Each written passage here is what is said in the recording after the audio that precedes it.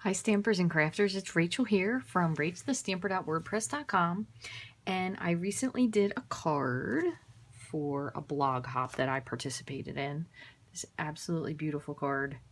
So pretty. I love this copper thread. It's so delicate and pretty. Really fun to work with. So I had some requests for a video on how that I made this card. So I'm going to show you a different variation of it, just because I don't like to do the same thing twice sometimes. And I originally had the idea of doing it on watercolor paper instead. So we're going to give that a try today. So we're going to be using the stamp set called You've Got This. This actually comes in 2 boxes because these 2 pieces are pretty large. So what we're going to do is we're going to do a little, like I said, a little bit differently than the first one. So we're going to put our patch piece here onto a large clear block, and we're using Wild Wasabi Soft Sky. Is that what I used? I thought I was using Pool Party. Wild Wasabi, Soft Sky, and Calypso Coral. Okay, so for our card base, what we're going to do is we're going to get a piece of, we're going to use very vanilla instead of Whisper White, since I'm using the watercolor paper. Good heavens. I cut the watercolor paper already. This is cut at 3x4. So we're going to cut this. This will just be a standard card base. So we'll do, so this was 4. So we'll do this 4 by 5 1/4. Okay, let me get this out of the way. All right, so we're going to stamp our Soft Sky with the background stamp. And when you have a larger stamp like this, I like to stamp directly to the stamp instead of trying to ink it up on the stamp pad. Oops. Get my dirty fingers clean. Okay, I'm just going to stamp this in the center. Okay, and then what we're going to do is we're going to take our piece of watercolor paper and we're going to stamp the flower image. Actually, you know what, I have to clean that block off. Bear with me 1 second. So we're going to do this, and we're going to stamp this with the Staz On archival ink. You could also use the Memento ink, or you could use the black archival ink. But I'm going to use Staz On, especially since we're using watercolor paper. So we're going to stamp this directly. You just want to center it however you like. Doesn't have to be specific. Oh, that didn't turn out. Let's turn that over and do that again.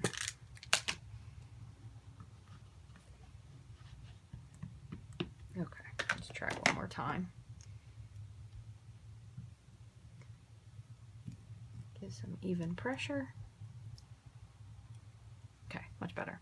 So now what we're going to do is we're going to get out the Wild Wasabi, and you want to squeeze your pad to make yourself a little pool to work with. And the Calypso Coral, same thing, squeeze your pad. Give yourself a little pool of ink. And we're going to use a blender pen. So you want to make sure you have a piece of scrap paper. Where did my, here it is. Scrap paper go. Because you want to make sure you clean off your pen in between. So we'll do the Wild Wasabi first. And we're just going to fill in the stem. You could also use your watercolor or your blender pen. I always want to call it a watercolor pen for some reason, but you could use your blender pen. And I'm going to make just a little darker on the leaf line there. And you can, it's up to you. I always usually go outside the lines a little bit, because in case you decide, so say we put this together and we don't really like the way it looks cut specifically, that way you have a little bit of an edge to cut out. Plus watercoloring is always a little bit outside of the lines, and it's your own creation, so you do whatever you like for it. All right, now we're going to use some Calypso Coral. And what I did when I made this card is I just traced the top edge of everything first. So I went through the whole card and just did the top of the flowers.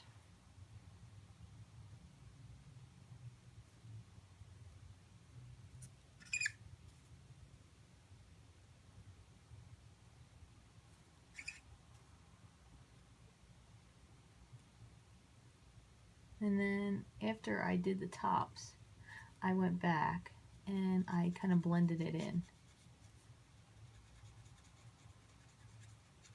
You still are going to have to pick up a little bit more ink from time to time, but kind of start back up at the top where you were and blend down so you get that little faded, muted looking color. If you want it to be similar to the card I made. If you don't, you can do it whatever way you like. But I kind of wanted it to have almost a faded, like a flower that was sitting in the sun, fading color. And again, I am going to make sure, I'm sorry if my head is in there, make sure that I go outside the lines just a little bit. Like I said, just in case I decide that I don't really like this card in this version instead. Because I haven't made it this way before. The way I made it the first time was a little bit different. Okay, and we're going to just bring it all down.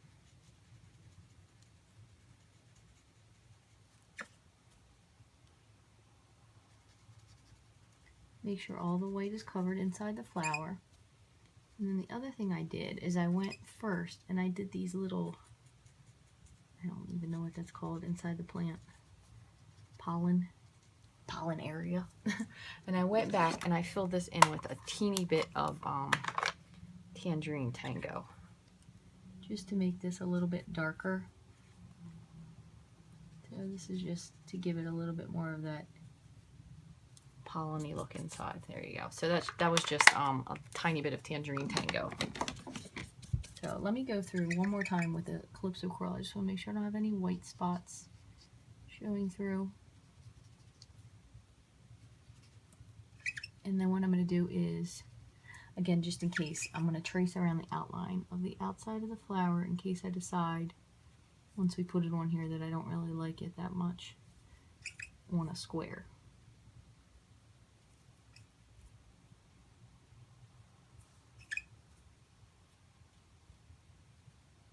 That way it'll give us some base of what we're going to cut out.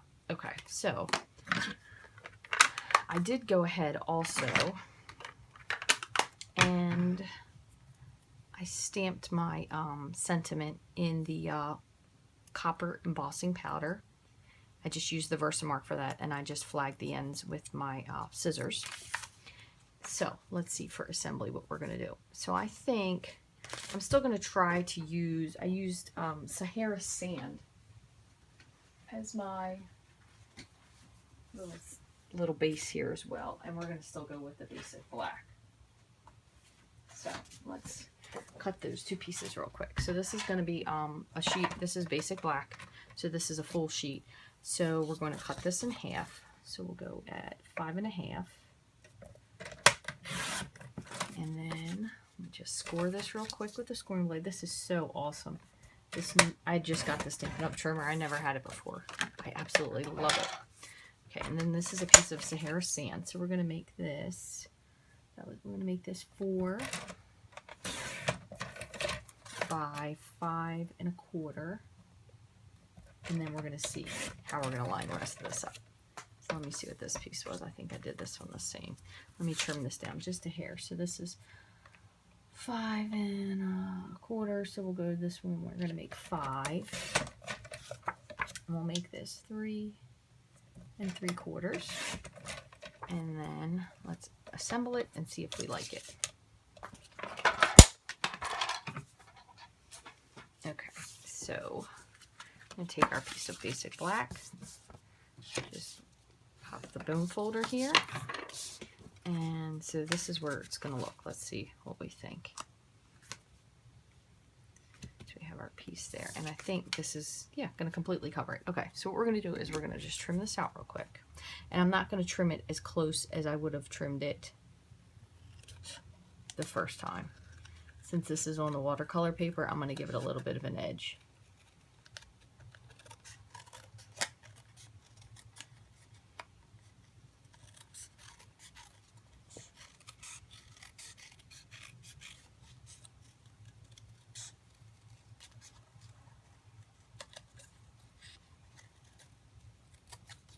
You could also, if you don't have watercolor paper, which I do save these little pieces because there's something you could always stamp onto it. If you don't have watercolor paper, the other thing you could use is the thick white cardstock that Stampin' Up! Makes. That is also thick enough to be able to watercolor onto.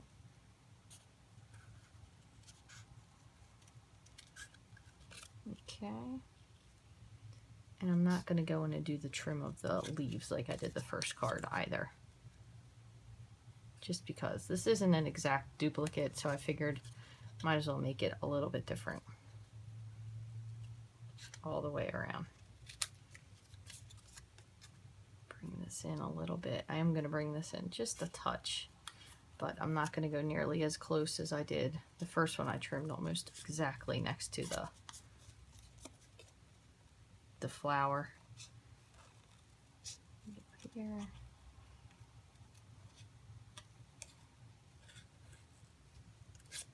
And just one more really quickly here.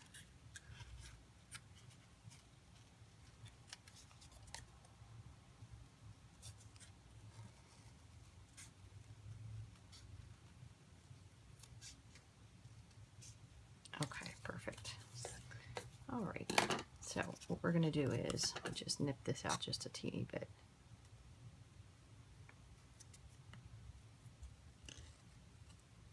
There we go. So what we're going to do is we're going to pop this up onto dimensionals, but we're also going to add the copper thread. So what I found is the best way to do this for me, because this is going to go on dimensionals, is I do keep my tape to keep this in place, otherwise it becomes a crazy mess. So I took my snail and I just made an X in the center. And then what I did is I unraveled some of this and just wrap it around my fingers. 4, 5, so that's like 6. And I'm going to trim it off. And then I kind of just hold this loosely and spread, oops, well that wasn't what I intended to do, spread some of these pieces out. Because I had them kind of all in a neat tight little circle when I first did it, and you couldn't see it.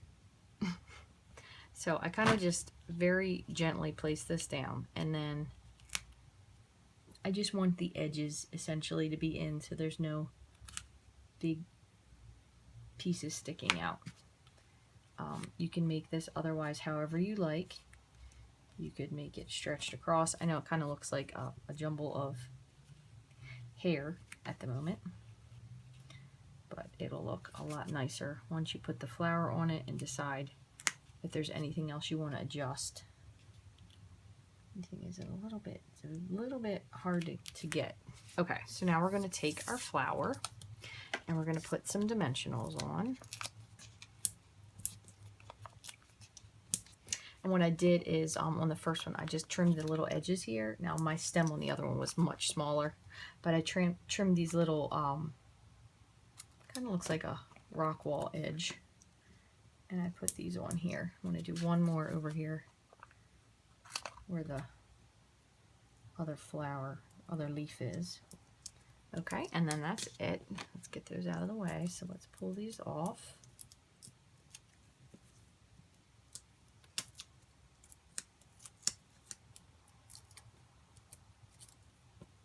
Okay, and then we're going to just place that. I'm going to do just a teeny bit more. I'm sorry, a little crazy here. Just a teeny bit more. I don't think that's in the way of anything. So this little bit of stem shows through. Okay, let me pop this out. Alright, so we're going to place this here. And again, if you don't like the way your ribbon is going to look underneath, or your thread, you can move it still at this point. So I'm going to bring a little bit up to the top. And I just want to tuck this little crazy piece in. And the other thing is these dimensionals will hold it in place for you as well. Okay, so now I'm going to do is just put my card together. Where did I do with my snail? There it is. So this was Sahara Sand. Okay, and this is very vanilla.